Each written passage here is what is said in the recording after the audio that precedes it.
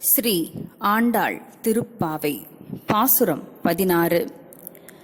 நாயகனாய் நின்ற நந்தகோபனுடைய கோயில் காப்பானே, கொடித்தோன்றும் தோரண வாயில் காப்பானே, மணிக்கதவம் தாழ்த்திரவாய் ஆயர் சிறுமியோரெமக்கு, அரைப்பறை மாயன் மணிவண்ணன் நென்னலே வாய் நேர்ந்தான், தூயோமாய் வந்தோம் துயில் இழப்பாடுவான், வாயாள் முன்னம் முன்னம் மாற்றாதே அம்மா, நீ நேய நிலைக்கதவம் நீ கேளோரெம்பாவாய்,